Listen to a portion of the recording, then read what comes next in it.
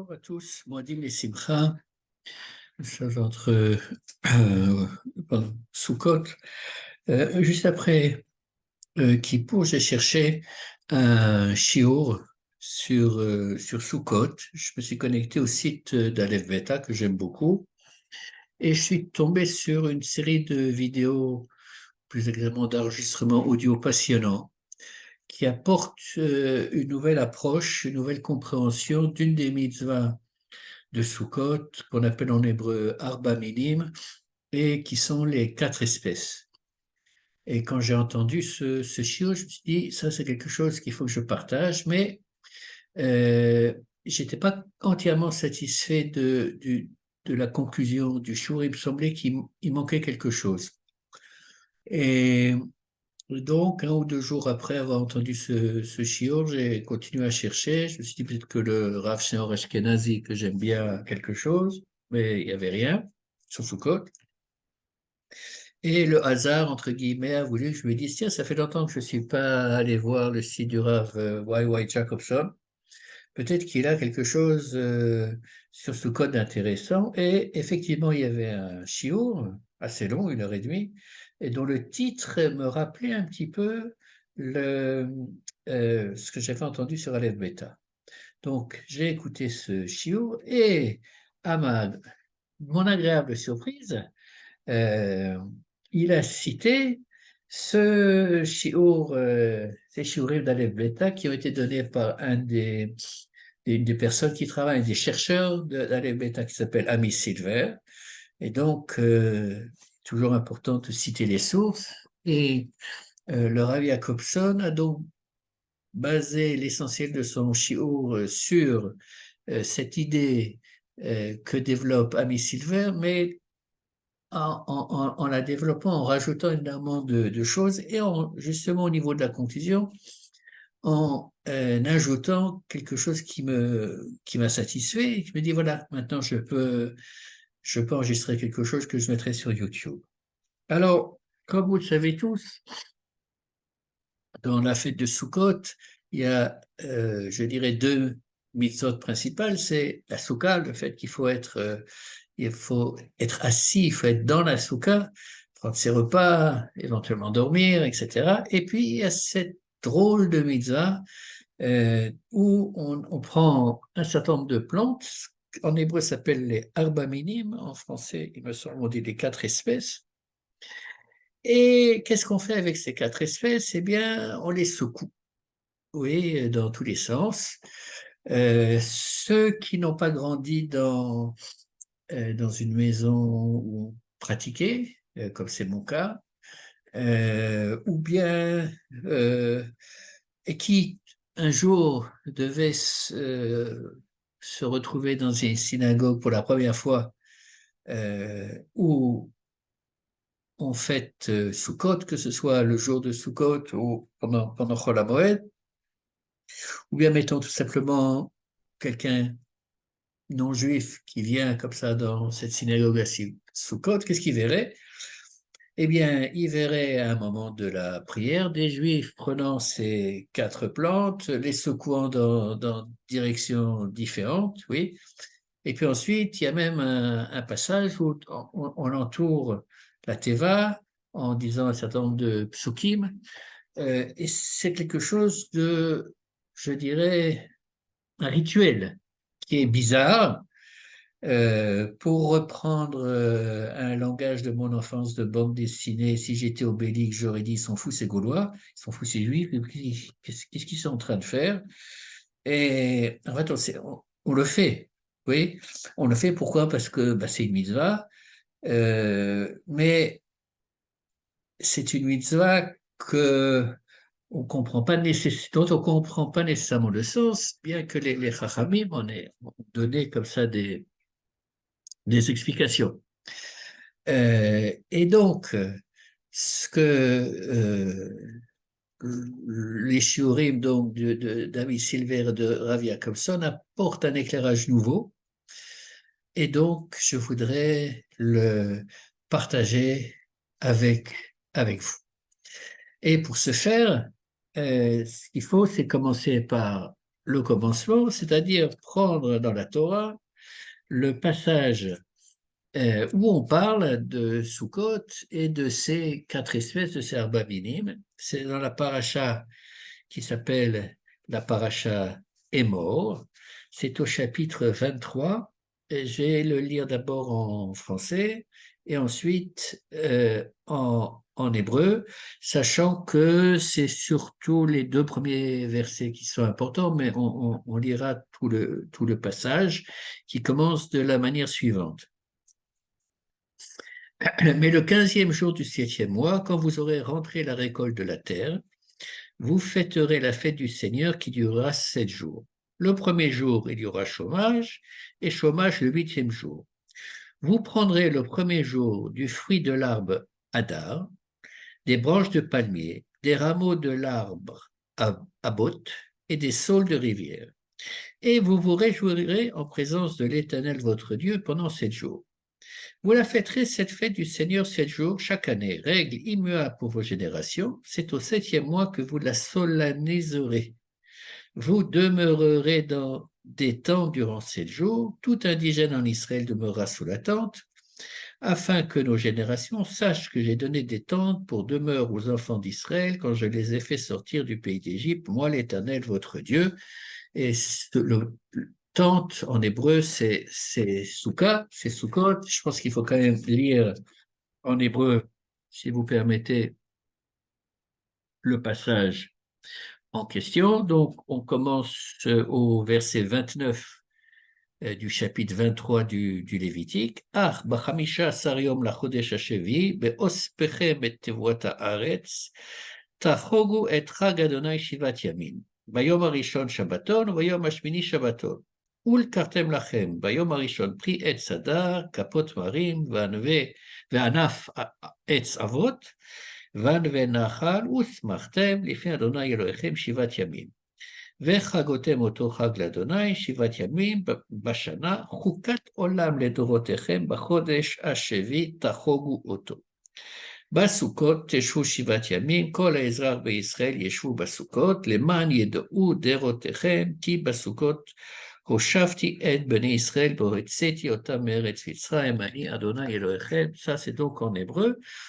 Et je voudrais maintenant partager avec vous un certain nombre de questions, tmiot, on dit parfois aussi en hébreu, d'interrogation que Ami Silver pose sur ce texte, le Rav Jacobson également. Et voilà. Bon, quand dans la saison, dans l'année agricole, oui, comment se place Sukkot?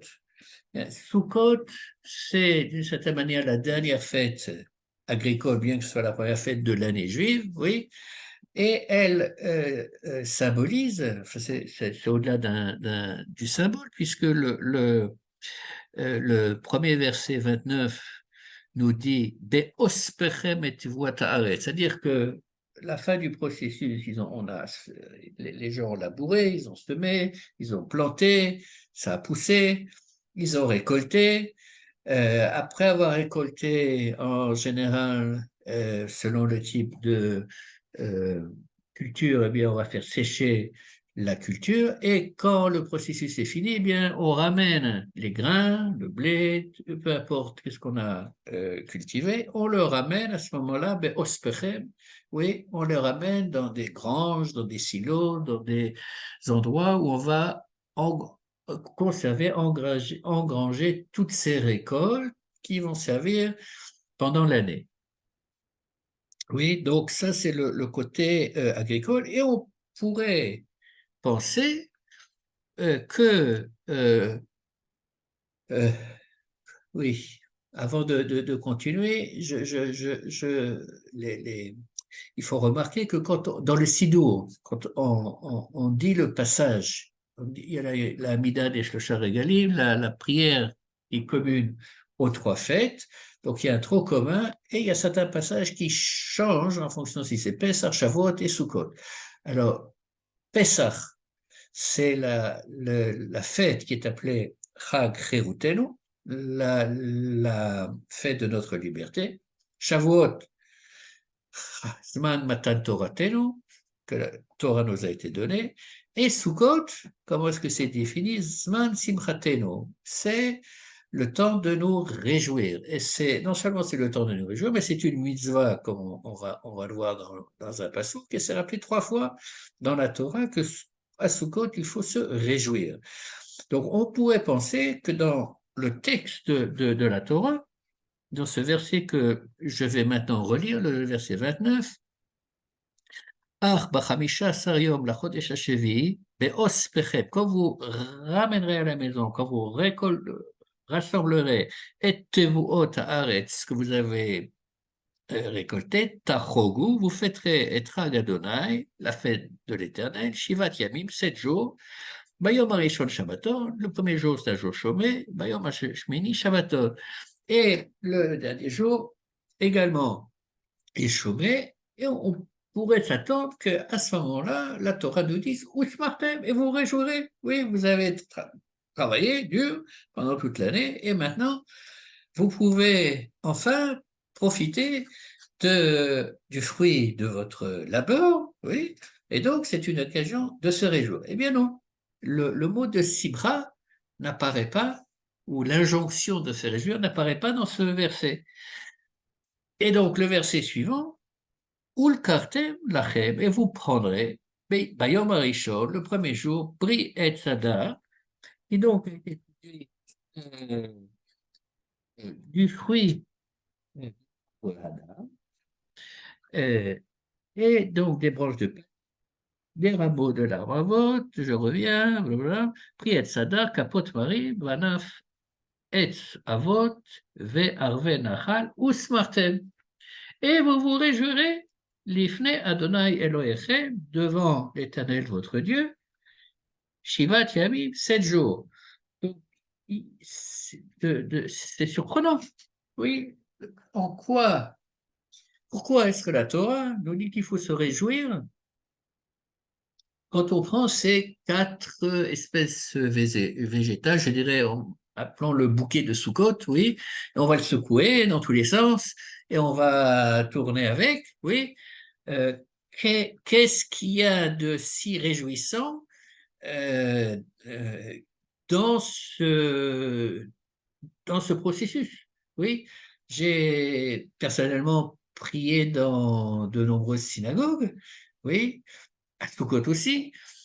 Peut-être que j'ai pas prié dans les bonnes synagogues, je ne sais pas, c'est possible, oui, mais franchement, personnellement, je ne me souviens pas avoir vu dans le public dont je faisais partie, oui, et moi c'était pareil, dire que j'avais un sentiment de joie profond en, quand j'avais ces 4 espèces, les trogues, le loulav, etc., dans les mains, dans les 2 mains, et que je faisais les différents mouvements qu'il fallait faire avec, non, non, je ne peux pas dire que je ressentais une joie profonde, et je pense, sans vouloir, je pense que c'est le cas en tout cas, la grande majorité des fidèles. On le fait parce que il faut le faire, la tradition, oui, la tradition, à Sukkot, à Pessah, on mange des matzot, et ben ici, on prend les arba minim, et voilà ce qu'on fait avec, oui. Mais je me rappelle pas avoir vu de sourire jusqu'aux oreilles, ou une extase de joie, non, pas vu. Voilà. Donc, la réflexion que va développer Ami Silver, et je rajoute, si on fait attention, excusez-moi, il y a un mot-clé qui apparaît dans le verset juste après. Vechagotem otochag ladonai shivat yamim bashana chukat olam ledorotechem. C'est-à-dire qu'on va faire cette fête de Sukkot avec l'herbe minim, oui, et c'est une chukatola. Vous savez, ça dans sûrement qu'on catégorise les différents commandements en différentes parties. Oui, il y en a, entre autres, il y en a qui sont des commandements logiques, que je dirais logiques, des mishpatim, oui, ou ne pas tuer, ne pas voler, ce genre de choses, ou priori, on n'a peut-être pas besoin de la Torah pour construire une société dans laquelle ce genre de comportement est interdit. Et il y a ensuite toute une série de mitzvot, qu'elles soient positives ou négatives, qui sont dans la catégorie de chouka, ou qui n'a pas de signe d'explication claire. Oui, la plupart du temps, il n'y a pas d'explication. Oui, il n'y a pas de raison qui est donnée. Si on nous dit de ne pas mélanger, enfin, l'autre vache el gedi bechalevitvo, de ne pas cuire le chevreau dans le lait de sa mère et que de là on a déduit qu'il fallait pas mélanger le lait et la viande, donc on peut pas cuisiner. Là, vous connaissez toutes les lois. Ben, on le fait parce que c'est écrit, point barre. Est-ce qu'il y a une logique? Est-ce qu'il y a une signification? C'est fort possible. Il y en a qui sont proposées, mais elle n'apparaît pas clairement et il y a énormément de lois de ce type dans la Torah qui peuvent avoir un caractère surprenant et pourtant, jusqu'à ce jour, on les observe, que ce soit les commandements positifs ou les commandements à caractère négatif. Bien qu'on parle de chouka, il y a ici dans ces shurim la volonté d'essayer de trouver un sens profond. Je pense qu'ils sont arrivés à cette tradition, ce commandement qui nous a donné de prendre ces 4 espèces. Et pour arriver à une compréhension, il faut bien entendu revenir au texte en hébreu, sinon on ne va pas s'en sortir. Ulkartem lachem bayom harishon pri etz hadar. Hadar, donc il faut prendre le premier jour un fruit. Ça peut être traduit en fait de 2 manières différentes, soit un fruit d'un bel arbre ou un beau fruit d'un arbre. D'un point de vue de traduction, on pourrait traduire dans les 2 manières. Hadar, en hébreu moderne, Hadar, ce sont tous les agrumes, les orangers, les citronniers, mandariniers, etc. Oui, mais la première signification du mot hadar, c'est splendeur, magnifique. Oui, il faut que ce soit vraiment très beau. Elle ne dit pas la Torah.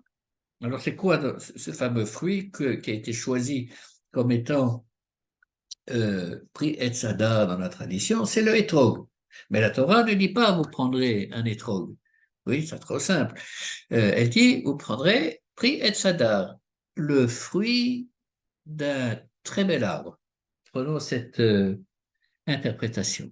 Et donc, Avi Sylvain pose la question, est-ce que ce langage de prendre le fruit d'un arbre apparaît ailleurs dans la Torah? Donc, oui.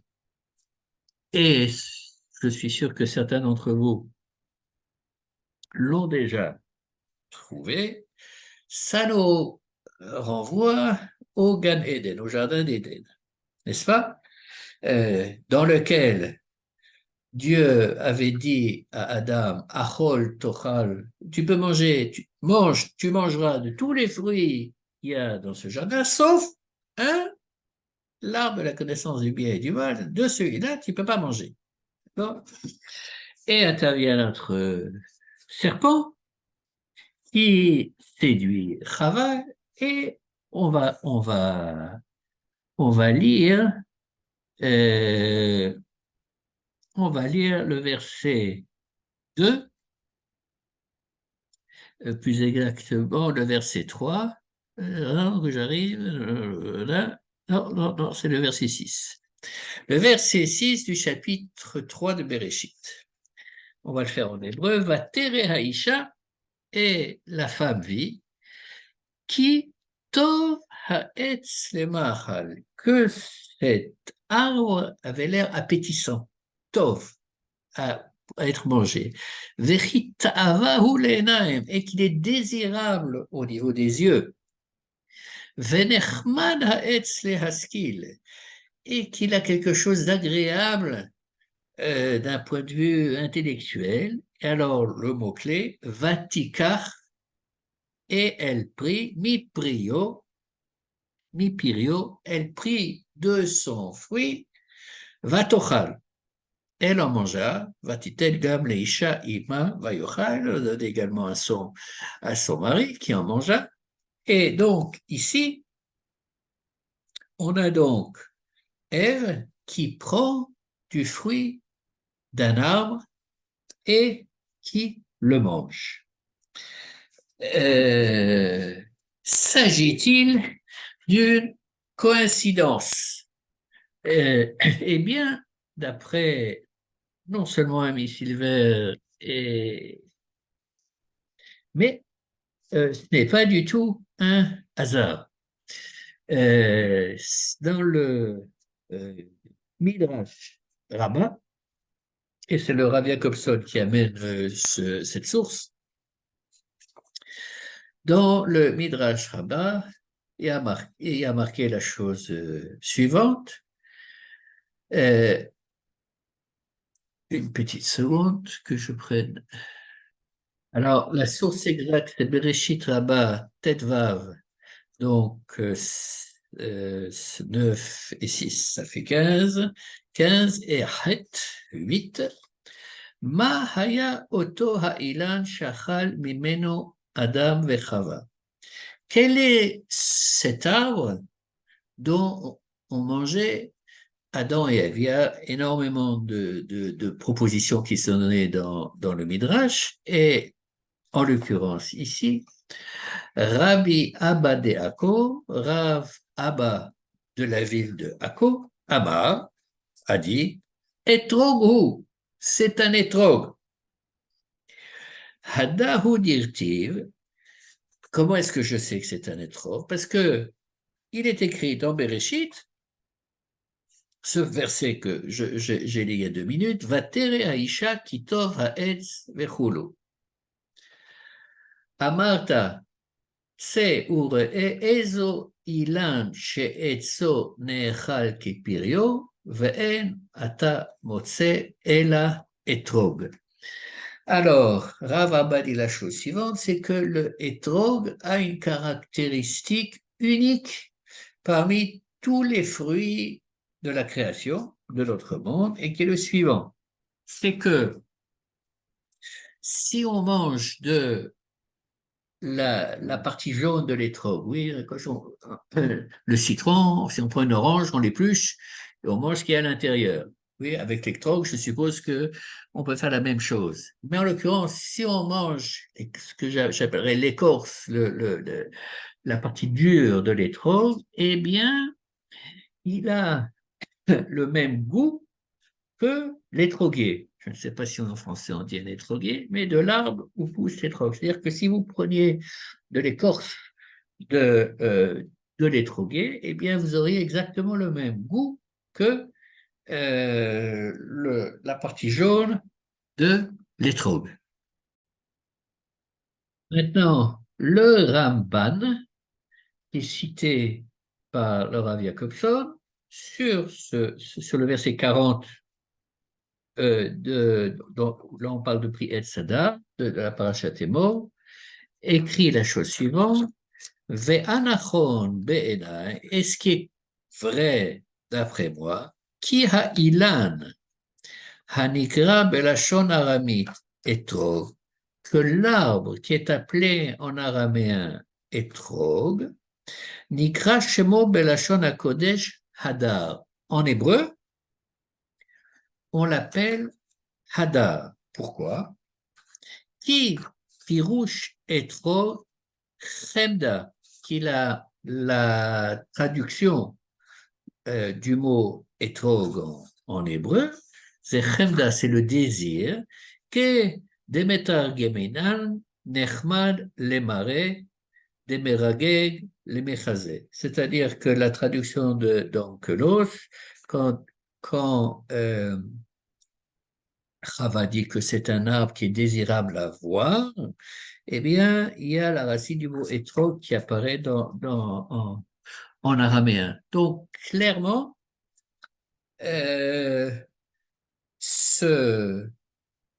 cet arbre, ce fruit, cet étrog que nous utilisons à Sukkot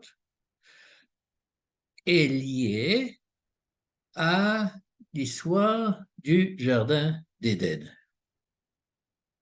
Et la première étape ici, c'est d'essayer d'analyser ce parallèle entre ces deux passages de la Torah. Donc, les quatre espèces qu'on prend et ce qui se passe au jardin d'Éden. Si on prend le verset où on parle des quatre espèces, les Arba Minim, eh bien, il est écrit Usmartem lifne Adonai Elohechem. Et vous vous réjouirez devant l'Éternel, votre Dieu. Oui? Donc, cette étrogue et les autres espèces vont être une occasion de se réjouir en présence de l'Éternel, en présence de Dieu. Mais revenons à l'histoire du jardin d'Éden. Que se passe-t-il après que Chava et Adam mangent de l'arbre de la connaissance du bien et du mal? Eh bien, ils ont honte, ils voient qu'ils sont nus, ils ont honte, donc ils vont se cacher. Pourquoi ils vont se cacher? Parce que, je prends le verset, Vaishmeu, Adam et Ève ont entendu et kol Adonai Elohim, la voix de l'Éternel Dieu, mithaler, se promenant, Bégan, dans le jardin, les rois Chayom, pendant la journée, ויתרבה האדם ואשתו מפני אדוני אלוהים בתוך עץ הגן. Ils sont cachés de devant la présence divine. Oui, les quatre espèces nous donnent une occasion de nous réjouir devant, on ne sait pas encore pourquoi, oui, devant la présence divine. Et là, le fait d'avoir mangé de cette, mettons, de cet étrog, eh bien, ça induit un processus où Adam et Ève ont honte et ils ont peur d'apparaître devant Dieu. Et maintenant, quelle est la conséquence? Il y a toujours plusieurs manières de voir, de comprendre la Torah. Chez les Juifs, on est très bons en culpabilité. Mais on peut aussi essayer d'analyser les choses comme que des actes ont des conséquences, oui, ce qui paraît quelque chose de normal, et parfois il y a des conséquences positives, et parfois il y a des conséquences négatives. Et en l'occurrence, si on voit le langage qui est utilisé après la faute d'Adam et de Ève, à Dieu dit à la femme, ça c'est le verset 16 du chapitre 3, El Haisha Amar, donc il dit à Chava, Harba Arbe Itzvoner Veheroner. Je vais regarder comment c'est traduit. Il dit, j'aggraverai tes labeurs et ta grossesse, tu enfanteras avec douleur. La passion t'attirera vers ton époux et lui te dominera, mais comme d'habitude, dans les traductions dans différentes langues, on perd la partie importante de la signification du texte, puisque Elaishama Harba Arbe Itzvoner, la racine du mot Itzvoner, c'est Etzev, c'est la tristesse. Be'esev tel dibanim. Donc, tu enfanteras, non pas dans la douleur, mais dans la tristesse, be'etzev, oui. Et cette tristesse-là apparaît dans le verset d'après, où le travail de la terre auquel est condamné Adam est introduit de la manière suivante, Lo tochal mimeno, ha'arura ha'adama ba'avurecha, be'itzavon tochlena kol yemei chayecha. Tu mangeras des fruits de la terre, be'itzavon, encore une fois, tristement, avec tristesse. Donc, la conséquence, une des conséquences d'avoir mangé du fruit de l'arbre du bien et du mal, c'est que la tristesse apparaît dans le monde et va être en fait, et va entourer la vie quotidienne de Adam et peut-être aussi également celle de Chava, en particulier lors des enfantements. Donc, on va revenir au Jardin d'Éden et à cette tristesse, mais maintenant, on repasse aux quatre espèces ou arba minim, et là, on va découvrir l'interprétation positivement géniale qui est proposée par Ami Silver et qui a été reprise par le Rav Jacobson. Bien. Alors, nous avons quatre espèces. Le Pri Etzadar, le beau fruit de l'arbre, le Kapot Marim, des feuilles de palmier, Anaf Etz Aravot, des branches, et Arve Nachal, des feuilles du saule pleureur. Et Ami Silver propose l'analyse suivante, qui, à mon avis, non seulement tient la route, mais va nous amener à comprendre pourquoi on a cette mitzvah de se réjouir à Sukkot avec ces arba minim. Prenons un arbre fruitier. Oui. Le premier élément qu'on est censé prendre, c'est le Pri Etzadar, le hétrog, c'est le fruit. On prend le fruit. Maintenant, quel est le deuxième? C'est Kapot Tmarim. Donc là, imaginez un palmier. Quand comment dirais-je, quand il y a une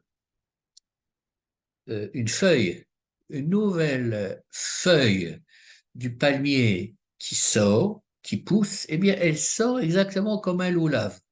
Oui, c'est le loulave, il vient du palmier.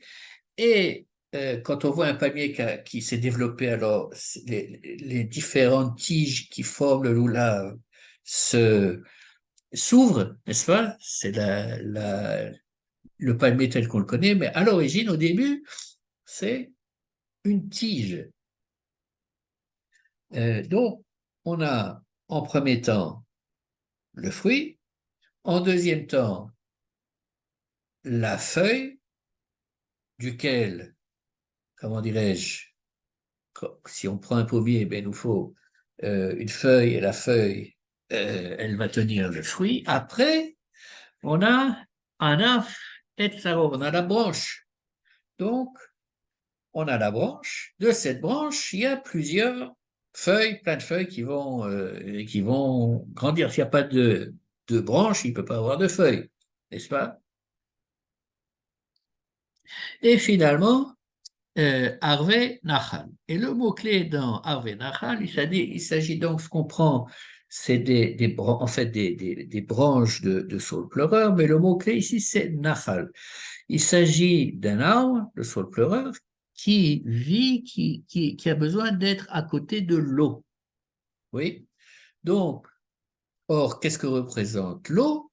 L'eau, c'est ce qui va permettre à l'arbre, pas uniquement l'arbre, oui, mais de pousser. Oui, les racines de l'arbre vont plonger dans l'eau.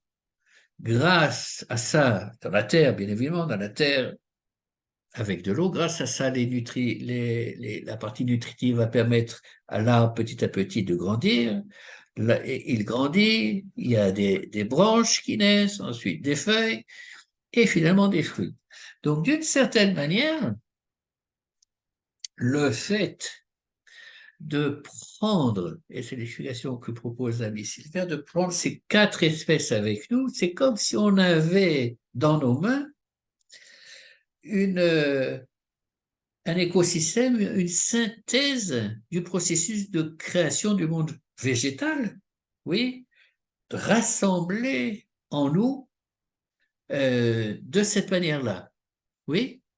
Et l'étape d'après, Ousmartem, et vous réjouirez, l'Ifne Hachem, c'est le fait, comment dirais-je, et les deux prennent, Ami Silvera, Rabbi Jacobson prennent la même image pour essayer d'illustrer ce qui est en train de se passer là. Euh, la société de l'époque était une société agraire. Cette société agraire a été la société de l'humanité pendant des millénaires. Maintenant, nous sommes dans une société urbaine, oui, et si on a besoin d'un fruit, on va au supermarché, on va au marché, mais le lien, comment dirais-je, avec la nature que nous avons par l'intermédiaire du fruit est pratiquement n'existe pas. Bon, on peut y réfléchir, mais si on participe à une cueillette, euh, peu importe de quel fruit, eh bien, là, on a un sentiment qui est différent. On peut réaliser le, entre guillemets, miracle de la création qui fait que, voilà, il pleut, on a semé, voilà, ça pousse, il y a des, il y a des arbres, et non seulement ça, mais le Rav Jacobson fait remarquer que quand un fruit est mûr, d'abord, au début, il change de couleur, mais quand il est prêt à être mangé, à être cueilli, il va changer de couleur. Mais si jamais alors, et quand il est mûr, c'est facile de l'attraper. On n'a pas besoin de forcer. Tandis que si on essaye de prendre un fruit qui n'est pas encore mûr, il faudra utiliser plus de force. Et si jamais il n'y a personne qui est là pour récolter, pour cueillir le fruit, eh bien, il va ou tomber de lui-même, ou bien se décomposer. Oui. Donc, le fait d'avoir ces 4 éléments qui chacun représente une étape dans le processus naturel que Akadosh Baruch Hu a créé, doit nous aider à prendre conscience de, de, de la merveille d'un quotidien où pour nous c'est évident, on va au marché, on fait nos courses, etc. Mais derrière tout ça, il y a tout un mécanisme et une présence divine, oui, qui en est la source. Maintenant, le Rav Jacobson rajoute les informations suivantes, que j'ai trouvées également passionnantes. Je veux dire, je suis pas très fort en botanique, c'est moins qu'on puisse dire, plutôt nul. Euh, mais c'est pas grave puisque là, il suffit de transmettre ce que j'ai entendu. Alors, il dit comme ça, dans le monde naturel, chaque fruit a sa saison. Aujourd'hui, c'est différent puisque il y a des serres, il y a plein de moyens technologiques, mais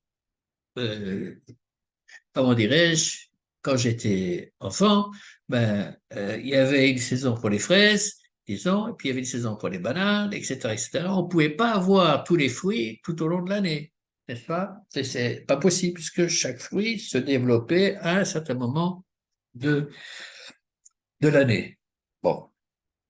Alors, il dit que l'étrog a une particularité absolument fantastique.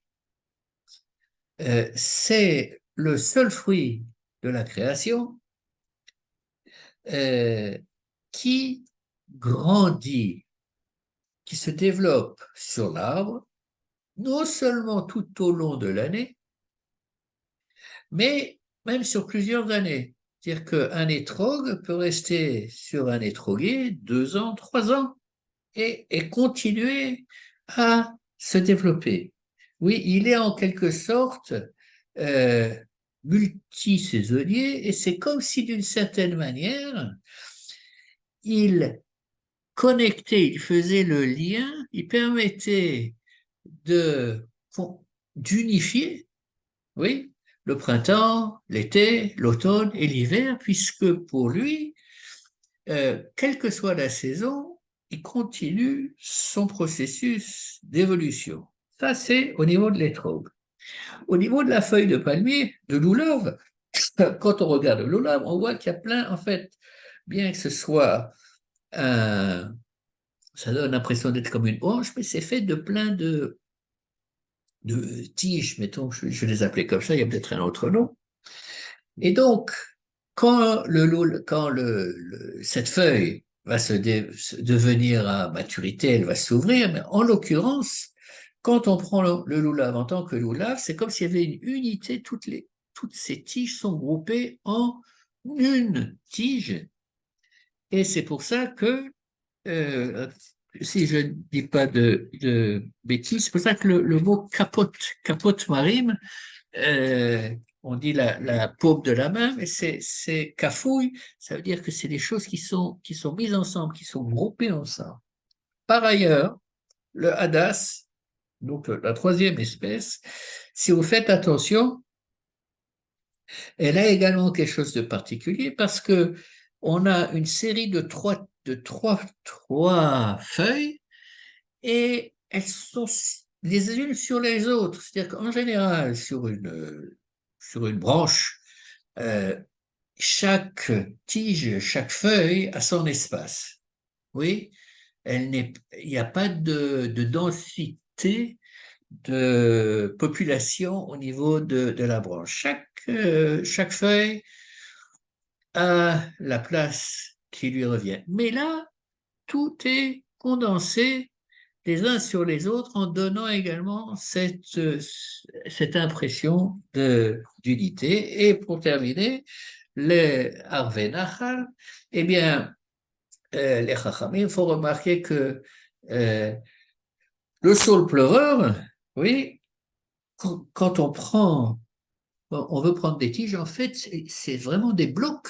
C'est des blocs de tiges. Elles sont également groupées. Elles poussent. C'est un arbre qui pousse avec toute cette, comment dirais-je, des groupes, en quelque sorte, de tiges qui sont ensemble. N'est-ce pas? Donc, on a affaire ici à 4 espèces qui symbolisent également l'unité et qui doivent nous renvoyer, bien entendu, à l'unité divine. Revenons maintenant au jardin d'Éden. Ce jardin d'Éden, et Laura Froman et Laura Jacobson disent la même chose. Qu'est-ce que ça veut dire? Qu'est-ce que c'est que cette histoire qu'il y a des milliers d'arbres dont Adam et Ève doivent manger, puis il y en a un qui est interdit? Eh bien, l'idée, il y en a beaucoup, bien évidemment, mais en l'occurrence, l'idée qui est centrale, c'est la suivante. Le fait de ne pas manger de l'arbre du bien, de la connaissance du bien et du mal, c'est comme si on disait, bon, ça c'est l'arbre de Dieu, d'Akadosh Baruch Hu, c'est le sien, d'accord? Tout le reste c'est à nous, mais ça c'est le sien.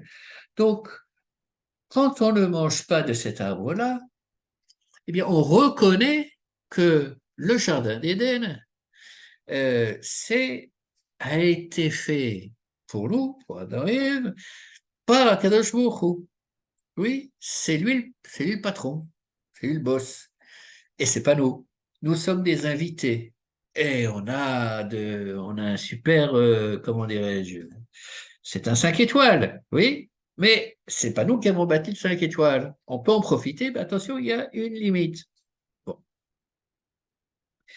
Et, et par conséquent, le simple fait de ne pas manger de cet arbre qui est interdit, c'est reconnaître que Dieu a une place dans notre monde, qu'il y a une relation entre lui et nous, que nous le respectons, oui, et que nous respectons cette relation. Le Rav Jacobson dit, aujourd'hui on fait une bracha avant de manger d'un fruit ou de n'importe quoi.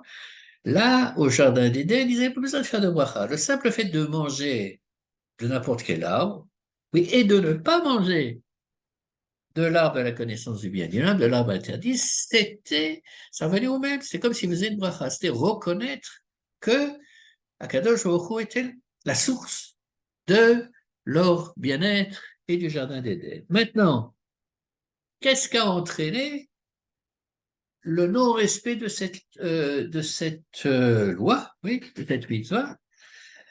Eh bien, ça a entraîné une coupure dans la relation avec Akadosh Baruch Hu.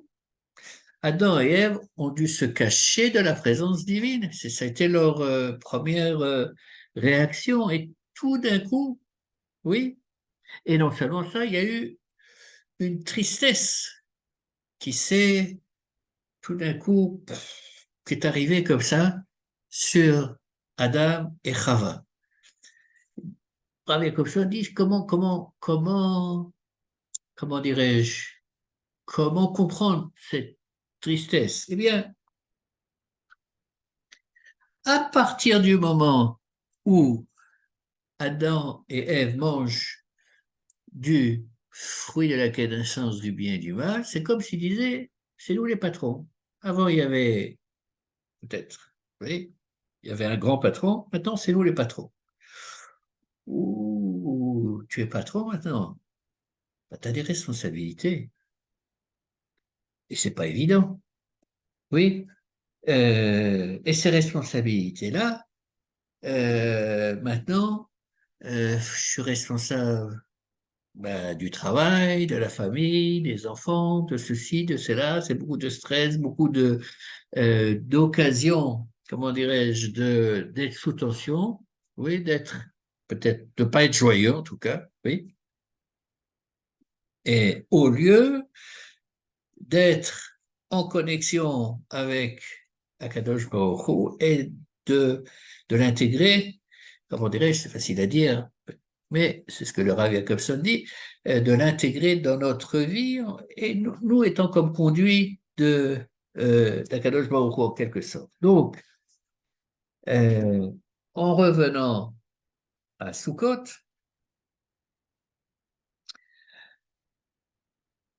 et Ami Silver et Rav Jacobson disent, quand la Torah nous dit Ulkartem, et je suis revenu là, je suis dans le Ulkartem lachem, Bayom Arishon pri et sadar, etc. C'est comme si on ne mange pas. Oui, cet étrog, on ne le mange pas. On prend. C'est intéressant. On fait ce qu'on fait, on le secoue, on le manipule, etc. Mais on ne le mange pas. Donc, d'une certaine manière, du fait de cette relation sémantique qu'on vient d'analyser entre ce passage de Sukkot et le passage du Jardin d'Éden, c'est comme si Akadosh Baruch Hu nous disait reconnectez-vous à moi. Sukkot, c'est un temps où vous pouvez vous reconnecter avec moi, Usmartem Lifnei Hashem, devant ma présence.